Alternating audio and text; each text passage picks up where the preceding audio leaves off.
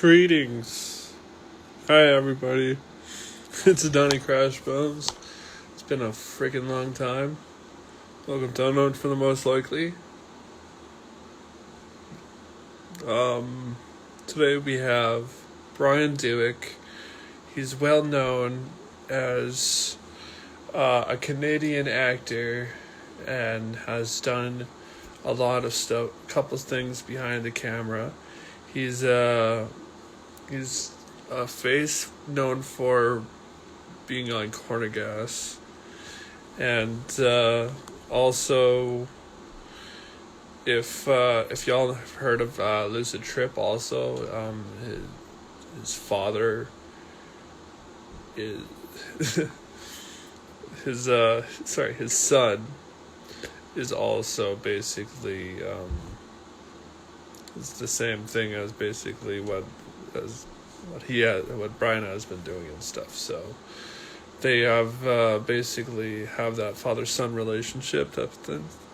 Anyways, today we're gonna get into over the years of becoming an actor and hobbies and whatnot. We're gonna be talking about stuff like Corner Gas. We're going to be talking about the past podcast him and Lucid had, and we're going to be talking about Wolf Cop, and we're going to be talking about all these other films. He's started doing this for a bit, and this is insane.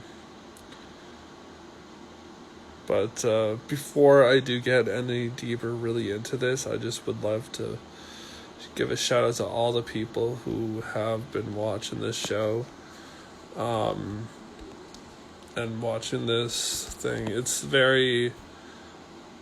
low class, and I feel like,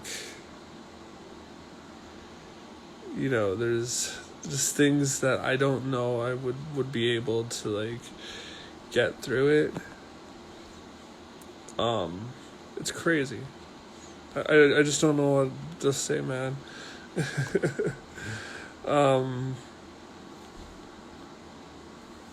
This show has definitely have had a lot of bumps in the road, and I understand that's gonna happen in doing stuff. But, yeah.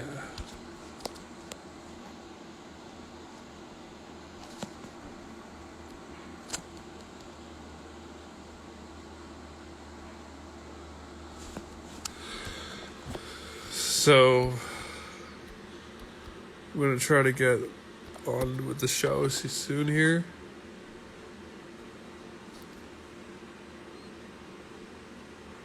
Hi, everybody's watching.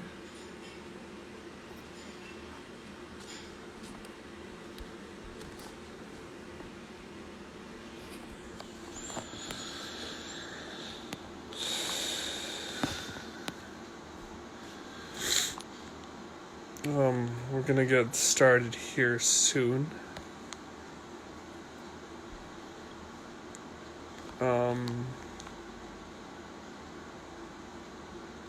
But for anybody who has an interest of being a part of the show, or wants to, or knows an artist about around their area, please don't hesitate to message me. We've had a lot of interesting artists and musicians and stuff like that on the show, and it's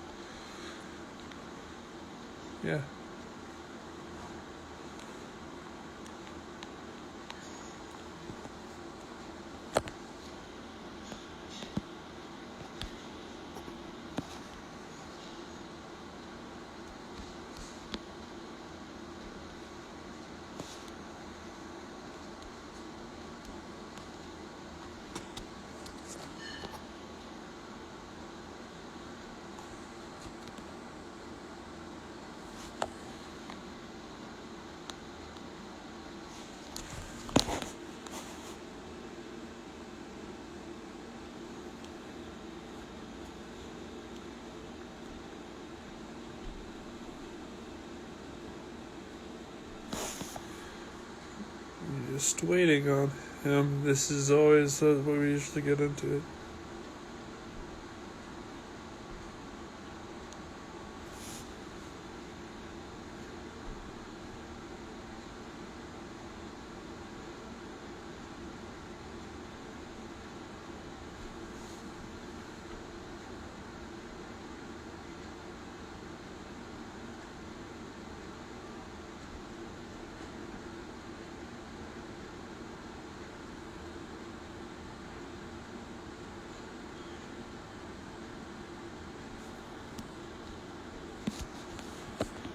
Alright.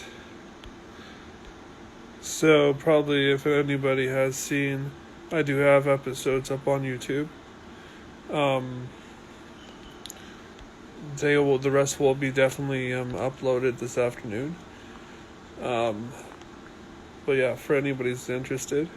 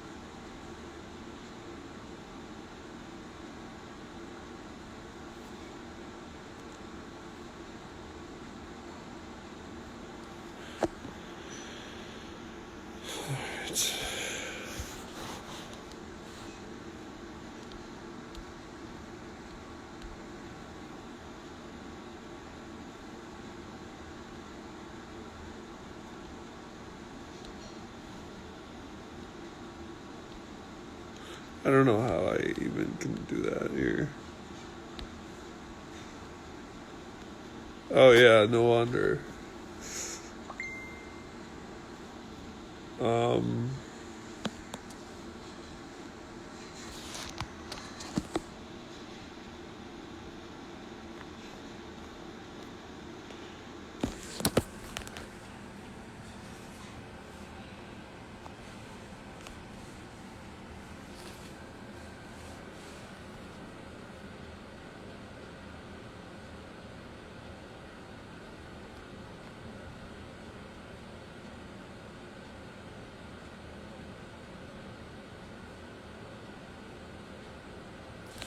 bingo. All right, there we go.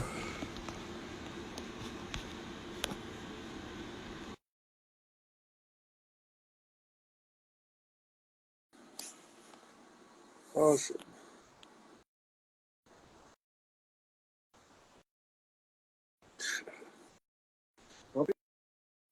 Let's let's give that a flip roost. You can actually see me talking instead of watching my TV.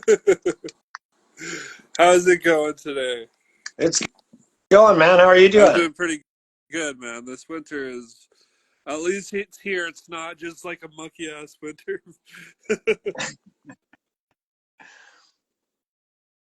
Well, it's good to see you, man. We haven't talked in a while, but glad Yeah, we're it's been a talking bit. and stuff.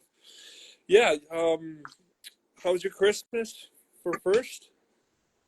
Really good, really good. Yeah.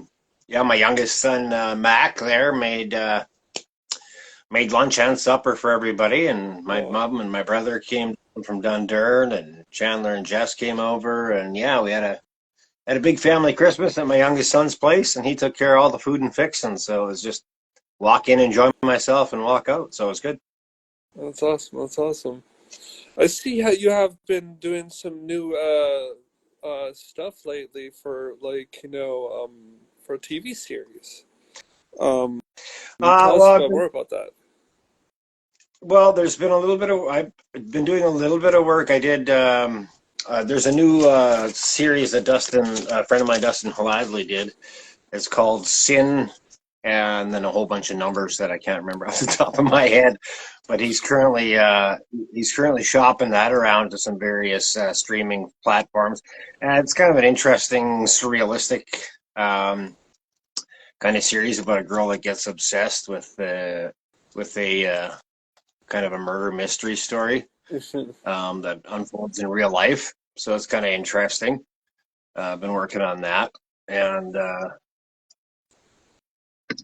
that's kind of been wrapped up. I did a little bit of most recently. I did a music video with Spiritbox. That's Um, awesome. yeah, they're a pretty prominent Canadian metal group that they've really come into their own in the last couple of years. Nominated for a Grammy a couple of years ago, and Hmm. so that was a cool opportunity to meet Courtney and the gang from Spiritbox, and that was Versa Films out of Saskatchewan Okay. is doing that video, and they're doing a lot of great work with a lot of big Yeah, bands, I and know about Versa. I've heard a lot about from Versa. Like they've done some really good stuff with a lot of bands I've seen in the past at like Mazfest. We used to have Mazfest, and I've heard like these videos from like bands like Fall City Fall, and I think Versa did a video with Fall City Fall, and yeah, no, that's awesome. Spirit Box though. yeah, the last one I did with Versa before this was actually it was filmed up by Saskatoon, just south of Saskatoon, in this little farm. It's for a Mexican heavy metal band called Molotov Solution. Oh That one hell is out yeah, that's awesome. now. It was a really it was a huge project for Versa actually, and it's a the video. It's a three-part video series, and it tells a really wild story about this young kid from a dysfunctional home who's overtaken by the demons and spirits in his brain and stuff like that. Um, so that was really cool. And that video is out now on YouTube and most streaming platforms. Yeah, And definitely. Oh, that's still really cool though. To be a part of that, like though that band is still really fresh. Molotov Solution. I've heard of them. I like them a lot and stuff. But yeah, no, it's really cool. You've been getting involved with a lot of this and stuff, and Versa Films. Molotov Solution and Spiritbox of like of all the artists like that are like well Spiritbox being known for a while and stuff like that, and you're just doing more like metal stuff that is like more metal. How does it kind of feel from a lot of other past stuff you've done? um, well, it's really it's a unique kind of thing. Music videos that I'm accustomed to in the past. I mean, when you were an extra in a music video, you weren't so much a character as just background filler, right? I mean, people dancing around in the background of a club or something like that to that effect. But with bands like Spiritbox and Molotov Solution, these intense metal songs are telling really interesting, detailed Yeah, stories in their yeah, songs, right? And I think like that you feel more like you're a character in a novel, yeah, and it's more akin to acting in a film or a theater production where yeah, you're a character. You're actually playing a role, like the one I did for Molotov Solution. I yeah. was the father in the dysfunctional Oh family, yeah, and, and yeah, so it was more than just the guy bobbing and ooh, ooh in the background of a concert or whatever, right? yeah. So it is really interesting, and I'm really quite proud and happy to be working on these videos with these up and coming bands. I mean, Spirit Box is more than just up and coming. Yeah. They're kind of a big deal. But it's great to be a part of their projects. Just because their artistic vision is so much different than the way rock and roll or country music videos Hmm. normally are. And yeah, it's the artistry, it's the storytelling and that kind of stuff that I really love about their music videos.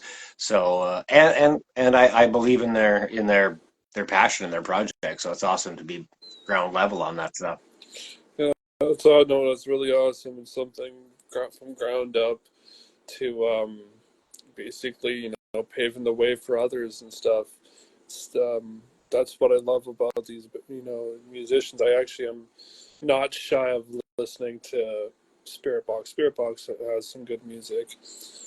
But is there any other music you have really you've listened to otherwise than being a part of these experiences? Anything local?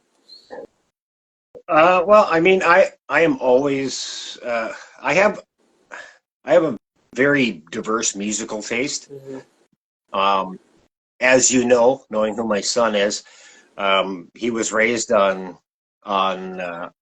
rap and rockabilly and like I mean when the kids were when my kids were growing up, I got married at 20 years old, so I was still fairly young when I was raising my kids Hmm. and my musical interests at the time were Eminem and Snoop Dogg, Dr. Dre, Biggie, uh, a lot of rap and hip hop was a lot of my drive when I was that age when I was raising my kids and I mean my kids will tell you that any road trip when they were younger was the music may not have been appropriate. Uh, some adults may have found it inappropriate, but I don't know. It was music I liked, and music that I thought was good, and obviously it seemed to take quite a hold with Chandler. So, or Lucid, Yeah, and as some people know him. you guys Um, have a really tight father-son relationship and stuff like that, and um, that's really obvious. yeah, like the cool thing is, like with both my boys, well, I mean, we were obviously close for quite a while because I raised them on my own from the time that they were like 8 and 12. Hmm. Um, and like I mean, there's been like growing pains where we've kind of drifted apart and come back together and stuff like that. But yeah, we Chandler and I have and Mackenzie and I have always been close, but Mackenzie's always been a lot more of the fiercely independent Hmm. type, and whereas Chandler is a little bit more of a little bit more adventurous. I guess it took him a little while Hmm. before he really realized what he wanted to settle down and do. He lived with me quite often Hmm. uh, uh, growing up over the past few years, and so yeah, we have a like both boys were actually took their turns being involved in film and television as well. Okay. Uh, my youngest, Mackenzie, Chandler's little brother, him and I did a Saskatchewan Roughriders commercial Well, that's together. When cool. Chandler he did an episode of Corner Gas. He had a speaking role on Corner Gas. Hmm. Um, and then Mackenzie, when he was in high school, was very involved in theater with a theater group in high school and was actor, director. Um, and so they both kind of ventured into that same sort of stuff. Chandler and I have always had a very unique relationship, music wise. We've always been very interested in the same things. Cool. I do have a lot of there's a lot of country music in my background, and a lot of country music that I respect and that inspires me is more so um, the songwriting and creative end of things. Hmm. People like Willie Nelson and Chris Christopherson and Waylon Jennings, Oh, good stuff. Good stuff right Haggard, there. like Yeah, the old yeah, guys that wrote their own stuff and paved their own way. And I mean, like Waylon, Willie, and Johnny and yeah, those boys yeah, with their rebel country kind of movement, just the guys that kind of shaped that thing, saying country music doesn't have to sound a certain way. Country music can sound like how I want it to sound yeah. like, and and then the writing style too. Like I think Willie Nelson is probably one of the greatest poets of all time. Yep. Him and Chris Christopherson both like the writing in songs like Sunday Morning Coming Down or Another Rainbow by Chris Christopherson, both while he wrote Me and Bobby McGee, like classic songs with fantastic stories. So those are kind of my influences because I do like to write lyrics and Oh yeah, that's awesome. and that's a thing that Chandler and I share sometimes too, is because I'll give him an idea, like I'll show him an idea, and he's like, "That's great. That's not exactly my rhyme scheme or the way that I would do it, but it's cool writing. I like the idea." And I'm like, oh, that's cool. No, I just wanted to show you. And we can kind of bounce stuff off of each Yeah. other. And so I've always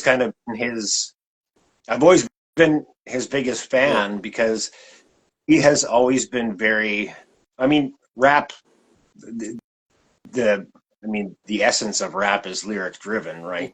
Mhm. Um, and what I've always appreciated about his approach to his music is that he's always tried to be fiercely original without falling into the obvious song about, pardon my expressions, but pussy and blow and being with the Yeah, homies, no. It's so busting a cap in smart. somebody's ass and Yeah. shit, right? Like, I mean, he can do he does a real song about like a relationship with a best friend or his relationship with his kid, and he I puts love that into this. his music, and I love that part, right? Yeah, So no, I'm really happy for him. I listened to the EP. It's really beautiful. Uh, I literally I thought it was like it's one of his best pieces of work he has done, especially with like I know like I'm talking about my friends and stuff and like partners and connect the dots, but like I fucking like I'm proud of them. Like yeah, this the release they released last year was just mind blowing, and I just like I can't wait to hear more for the future for them. Uh, yeah. That yeah, latest EP was it. The tracks on that latest EP are something else. Like you can tell he's really found his voice and a style that's just yeah, it's great. I'm really quite proud of that album too. I'm super stoked for him. let's get back into the Corner Gas thing. So you were a bunch of roles on the show, um, and yeah, it basically says that you played a Mountie, you played a charity man, a police cadet. Is there anything else? Oh gosh, yeah. I think there was 8 speaking roles over 7 seasons, something like Okay. that. Um, Probably my my claim to fame with Corner Gas is that I was able to do a scene with every one of the main characters at one point Yeah. over the run of the series. So I mean, the charity man one was with Brent's mom, who God rest her soul has passed away. I was able to do I played an RCMP officer taking part in the musical ride, and I had a short scene with Oscar, um, Oscar Leroy's character, or the character of Oscar, and he's such a grumpy old curmudgeon on the show, but off screen He's nice. when you're just bouncing around the set, he's the funniest, easygoing. Oh my God, he's a ride. He's great to be around. And Karen, the officer Karen Yeah. Pelly, her and I had a scene together when she was in police academy and fell asleep during my class. Lauren Cardinal that was my very first appearance on Corner Gas. It was the episode where Brent finds out that his parents were never married, and Okay. and Officer Davis becomes the wedding coordinator. So he's in charge of organizing this whole thing, and he hires me to be the minister, and takes me into the church to introduce me to everybody, and they're all fighting. Um, and then I had a scene with I had a scene with Ben Mulrooney when he was in the show for a guest appearance. uh, and uh, and then Hank and Wanda, there was a Lamborghini episode where a Lamborghini picnic was in Oh town. God. And, yeah. And so that was kind of cool because I was surrounded by like 8 Lamborghinis. Um, Behind the scenes story on that so they approached a Lamborghini car club in Calgary to see if they would bring these cars down for this episode. And they had Hmm. all these people on board. And one of the guys was in the States at the time, and he was trying to get back in time to do the show. And he got 3 different speeding tickets in 3 states, and in the third one, he actually had to go to the courthouse and pay a fine and plead his case so that he could keep going and get there in time to actually do the show. So it cost him like something like $500 or $800 in speeding tickets or something like that just to get there. Holy shit. But he made it. He was the one that was driving the Lamborghini Murcielago. So it's definitely a crazy experience, probably being a part of like corner gas of how long it even lasted too. Hey. Yeah. And I think my favorite episode was probably the scene that I did with Brent Butt. It was one of the last ones that I did. And it's me and Brent in the gas station arguing whether Cheese Whiz is cheese or not. And it's a really great back and forth between like Kraft is the maker, Whiz is the brand, Yeah. Spreadable is the type, Yeah, and we're just yeah. arguing back and forth. And it's a really good little scene, and Brent actually commented that it felt like Jack Lemmon and Walter Matthau in The Odd Awesome. Couple just arguing back and forth, and I was like, yeah, it was great. It's a good- It's like one of my good favorite experiences I've combination. ever. Yeah, it's a good comparison. Yeah, no, I was definitely like a fan of watching the show. My parents were watching it all the time. My dad loved watching the show and stuff. And like, I think there was a time where I watched it and I was like, was seeing all these roles and stuff like that. And I think it was the time when I seen Chandler on the one episode. I think I was young, and I don't know. I was either like a teenager or younger, and I was like, "Who's this brat?" How does this little shit get a role on the show? What? So that's how it was like when he just like got his Tamagotchi. It's like, wow, he's just gonna like, wow, man. It's like the Tamagotchi was like theirs for a bit, and it's just like, yeah, you're just gonna ruin that fun. I was just like dumb at the same at that time, but when I was like, whatever, man, whatever. And then I met him finally, and you know, like we're finally friends. It's kind of nuts that how it like really turned into that, because just like you know, I really didn't have a lot of really true friendships and stuff like that, right? You know, in high school, so it's just like, oh my god, it's someone I see on TV. I just never knew that you know Chandler would actually become a friend. It's really cool. He's a friend, and that we're close, and Chandler's close, and you know we're all. Yeah, I'm just happy we got a good little, you know, crew here. Let's get back to this more question. So you did a movie Zombageddon, and it's really local, very local. Like how rare is could you find this movie? Where could you find this? Well, that Zombageddon, I think that's actually a good question for Chandler because I think he actually found it somewhere. There is a streaming service now that's airing a couple of the movies that we did. There was a guy in Swift Current, Devin Oman. He started this. Well, basically, it started out as these two guys wanted to do a zombie movie, and I was fairly well known in Swift Current at the time after doing like 15, 20 years of community theater, and then of course, I started my television, my film and television work, and so I was kind of a local celebrity. I was the Swift Current celebrity, you know, the guy. Hey, that's the guy that's been on TV. Ooh, hey, buy you a beer. It's like Ron James said, as being a Saskatchewan celebrity, you don't get rich, you get recognized, and somebody will buy you a pickled egg at the Legion. Um, That's So, but yeah, no, they were wanting to do the zombie movie, and I got involved and ended up becoming the leader of the zombie killing gang. But I also ended up directing the film, and so that was kind of an interesting experience. It was low budget, by low budget, like less than $0. Like we had like a negative budget. yeah. Um, but yeah, it is available on a couple of different, like it's available on a streaming site now that features like B-rated horror movies and screen movies.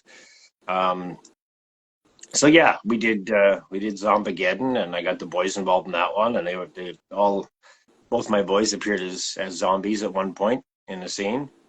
Um, so yeah, that was kind of the start, and then I did another film with Devin, and and, uh, and he's kind of carried on Dead Prairies Productions and Yeah. done a couple other productions, and that's going good for him, I guess. And yeah. Yeah, you were. Yeah, the freaking list is crazy. I mean, like you've been in some great horror, and some well-known horror from Saskatchewan, like Wolf Cop, um, which was like probably a background filled with a lot of metal in it from shooting guns. Shout out to shooting guns. Um, and yeah, I'm just saying, like, I watched that one morning, I think, and I just like I enjoyed it, and I think I've like just I hate when I hate when cops are like the fucking the most evil when you watch them in the movies. It's like, oh, it's just an actor. So it's just like you played a cop role in the first one. In Wolf Cop, I was I was a bad guy. I was one of the guys that was robbing the liquor donuts. One of the piggy Yeah, gang. I was the yeah. leader. I was the leader of the piggy gang. In Wolf Cop 2, I was a hockey player, a center for the Regina Pot Actors. Okay. Jonathan Cherry, who plays Wolf Cop's sidekick there. Um, Him and I had a scene together in Wolf Cop 2. My I actually got to shoot a shotgun and stuff in the first Wolf Cop, and had Whoa. a face to face scene where Wolf Cop growls in my face and when I'm robbing the liquor store and I'm holding this old lady hostage, and he roars in my face and I pass out and faint right in front of him. I And think I remember watching that. yeah, yeah. So, Uh, but that was a um, really great film, and the guys that did Wolf Cop have they've been great to me. The writer and the producer, um, they've like Hugh Patterson is producer, and he's always got me on his radar. I really appreciate him because whenever they're doing something, that he's constantly he like checks in with me whenever he's got something that he thinks I would be good at. We did, which was kind of a little, it was off brand for these guys, but they actually did a a video for the Moose Jaw Tunnels. The Moose Jaw Tunnels have a new tour. It's called Bunker 24, I think, and you go through through these new tunnels that they opened up a couple years ago. And yeah. there's each time you go into a room, it's a video presentation. And so I was playing like this 1950s secret agent who is in charge of training new recruits, new spies in the 1950s, Canadian spies, and it was shot in black and white, and I was smoking the entire time, like I had a cigarette going the entire time for like 2 hours of filming, and but yeah, it's for the Moose Jaw Tunnels tour. So it was a little bit of a different thing to do with them, but Yeah. at the same time, it was really great. Um, it was a really cool experience, and uh, and then of course they Wolf Cop 2 was probably the wildest Wolf Cop. Oh my god, so much weird shit happened in there that. But I would love to see you in more flicks, man. I think that I would. I'm honestly eventually hoping that down the road we see you in a music video or some kind of role down the line. One one movie I would love to know about this role is the Redneck Betty's movie. What does this come from? What is Redneck Betty's? the Redneck Betties were the Swift Current roller derby team. Oh boy, I don't know, 15 years ago probably, when I still lived in Swift Current, a group of gals started a roller derby team, and because there was a burgeoning roller derby league starting in Saskatchewan. Moose Jaw had a team, Regina had a team, Estevan, Weyburn, North Battleford, um, and so the Redneck Betties put together a roller derby team, and they asked me to be their public address announcer. So I announced for the Redneck Betties for the first 3 years of their existence, I guess. I was the home announcer, um, which was interesting because I had to learn the sport before I could announce it. Mm-hmm. But so I went to a lot of practices and stuff like that, and it was a lot of fun. I mean, roller derby is an awesome time, very entertaining. And it was cool to be my announcer, because every roller derby girl has their names like Anya Ass and stuff like that. So they asked me what my roller derby name was going to be, and I couldn't think of anything off the top of my head. So the um, the the one girl who scores the points in roller derby is called the jammer. So she, as many times as after she gets past the opponent's pack, every time she goes around the track after that, she scores a point. And so each round is called a jam. It lasts a certain, whatever, 2 minutes, I think it is. And so they asked me what my roller derby name was going to be, and because I like inappropriately timed humor, I decided my roller derby was going to be Osama bin Jamin. God damn it. That's a great.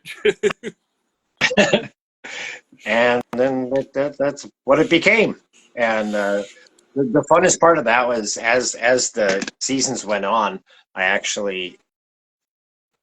started doing when SaskTel Max started recording roller derby and airing it on SaskTel Max. They asked me to be the public address announcer on SaskTel Max. And so it would come up right on the bottom of the screen. It'd be like announcer Osama bin Jamin, and I'm like, oh, all right, it's a little tongue in cheek, whatever.